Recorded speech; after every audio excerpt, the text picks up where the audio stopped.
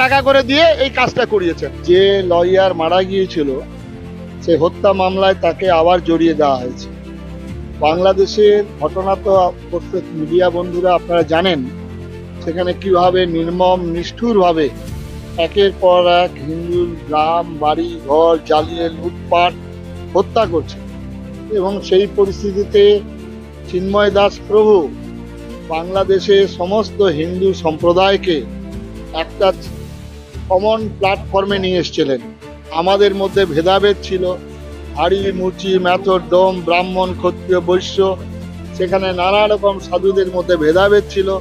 একমাত্র চিন্ময় প্রভু তিনি একতাবদ্ধ করেছেন, কমন প্ল্যাটফর্মে নিয়ে এসেছেন, যার জন্য আজকে সেখানকার সরকার তার বিরুদ্ধে এরকম আইন প্রয়োগ করে তাকে গ্রেপ্তার করেছেন। এবং এমনই গ্রেপ্তারের মধ্যে তাকে ওষুধ দেওয়া হচ্ছে না, আইনি তাকে কোনো সাহায্য করতে পারছে না এবং খেতে দেওয়া পারছে না বাংলাদেশের চিন্ময় প্রভু। তার জন্য আমরা প্রার্থনা করছি, প্রার্থনা ছাড়া কিছু মনে হয় পাওয়া যাবে না। কারণ আমরা হাই কমিশনার, ভারত সরকার সমস্ত লেভেল থেকে আমরা চেষ্টা করেছি তার মুক্তির জন্য। এখনো পর্যন্ত আমাদের রবীন্দ্রনাথ বোস লড়াই করে যাচ্ছেন, সুপ্রিম কোর্টেও আমরা লয়ার ওখানে নিয়োগ করেছি। ভারত সেবাশ্রম সংঘের সন্ন্যাসী উনি যখন শপথ গ্রহণ করেছিলেন সেদিনই বলেছেন, মুখ্যমন্ত্রী যখন শপথ গ্রহণ করেছিলেন তখনই বলেছেন যে ভারত সেবাশ্রম সংঘ ভালো কাজ করে, আবার কোথাও কোথাও দাঙ্গা করে। আজকে সারা ভারতবর্ষ ব্যাপী আপনারা জানেন আমাদের আশ্রম রয়েছে, গয়া, কাশী, পুরী, প্রয়াগ, হরিদ্বার, দিল্লি, বোম্বে, কুরুক্ষেত্র, কোনো জায়গায় উনি প্রমাণ দিতে পারবেন। ভারত সরকার পশ্চিমবঙ্গতেও উনি এখানকার সর্বময় কর্তৃ, তার হাতে সমস্ত ডিপার্টমেন্ট।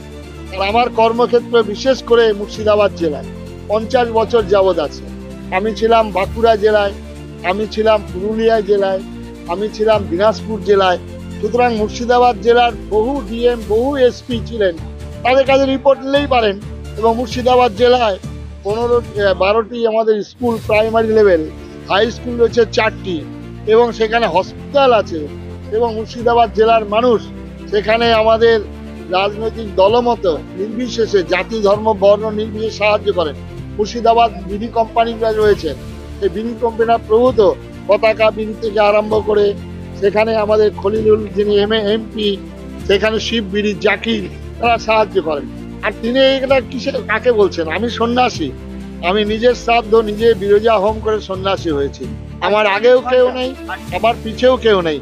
একটা সিআই অফিস ছিলেন ওখানে ল্যান্ডার, এটা তুলে নিতে বলেছেন, আমাকে কিছুটা নিরাপত্তাহীনতায় ভোগাবার জন্য এটা করছে। আর 3 ঘন্টা লাইট অফ করে রাখা, তাই 48 ঘন্টা। সুতরাং সেখানকার ডিপার্টমেন্ট, ইলেকট্রিক ডিপার্টমেন্ট রয়েছে। আমি কি এত বড় শক্তিধর যে আমার কথা লাইট বন্ধ হয়ে গেল? আর দাঙ্গাটা মুর্শিদাবাদে করবে কেন? আমার হিন্দু 100 এতগুলি বাড়ি পুড়িয়ে দিল, এতগুলি বাড়ি লুটপাট হলো, 2 পিতা পুত্রকে যেভাবে জঘন্যভাবে হত্যা করেছে, এর জন্য কার্তিক মাস কেন? কার্তিক মাস যদি দাঙ্গা করেন, কার্তিক মাস করবেন যেখানে হিন্দু অধিষ্ঠিত এলাকায়। আজ পর্যন্ত কোনো জায়গায় সনাতন হিন্দু ধর্মের মানুষ এরকম কাজ করেছেন, এইরকম ঘটনা করেছেন? ভারত সেবাশ্রম সংঘ বন্যা, মহামারী, দুর্ভিক্ষের সেবা কাজ করে। সুতরাং আমরা যেটা সেবা কাজে তখন আমরা কিছু দেখি না। কিন্তু আজকে আমার ধর্মের বিরুদ্ধে যখন সোচ্চারিত হচ্ছে, আজকে পার্লামেন্ট, আজকে আমাদের একজন এমএলএ তিনি দাঁড়িয়ে 70%, 30% বলছে, তখন আমি কার্তিক মহারাজ। আজকে একজন যখন বলছেন ইসলামী দাওয়াতি দিয়ে দুর্ভাগা হতভাগা, তখন আমি কার্তিক মহারাজ।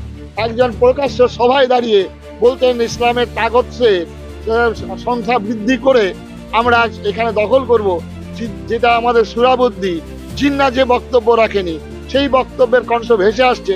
তাদের তিনি কিছু বলছেন না, তাদের উদ্দেশ্যে তাদেরকে শোকজ করলেন না, তাদেরকে কিছু বললেন না। উনি বলছেন আমাদের ভারত সেবাশ্রম সংঘের সন্ন্যাসীর কথা। উনি বলতেন তার হাতে সবই রয়েছে, তিনি তো মুহূর্তের মধ্যে আমাকে পাঠাতে পারেন। কারণ বাংলার মানুষ জবাব দেবেন, আমাকে তো তিনি প্রশাসনিক কথা, পুলিশ কেন, তিনি নির্দেশ করে তো মুহূর্তের মধ্যে আমাকে ঢুকিয়ে দিতে পারেন জেলে। কারণটা আমি বাংলার দিকে দিকে এর প্রতিবাদ করছি। হিন্দু সমাজ, বাঙালি হিন্দু সমাজ আজকে আমার পাশে, হাজারে হাজারে মানুষ আজকে এখানে এসেছেন, হাজার হাজার মানুষ অপেক্ষা করছেন।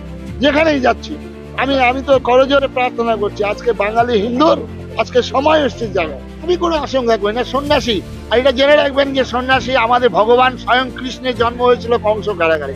আজ এতে ভয়ে ভীত নয়, তাই আমি ভয় ভুগি না। সন্ন্যাসী কিসের নয়, আমরা তো সবকিছু ছেড়ে এসেছি। মুর্শিদাবাদে এতগুলি মানুষ মারা গেলেন, লুণ্ঠন হলো, হত্যা হলো, মানুষের তার কোনো প্রশ্ন নেই। বিএসএফ অবশ্যই থাকা দরকার। বিএসএফ চলে এলে ওরা নিরাপত্তায় ভুগছেন, তাই বিএসএফ এর সঙ্গে আমাদের হাইকোর্টে মামলা করা হয়েছে। বিএসএফ এর কমান্ডারকে বলা হয়েছে, এবং বিএসএফ কিছুদিন স্বাধীনতা যদি না থাকে, যেদিন ধুলিয়ানে হত্যাকাণ্ড হচ্ছে, লুট হচ্ছে, তখনও পর্যন্ত বিএসএফ থানার মধ্যে আবদ্ধ ছিল।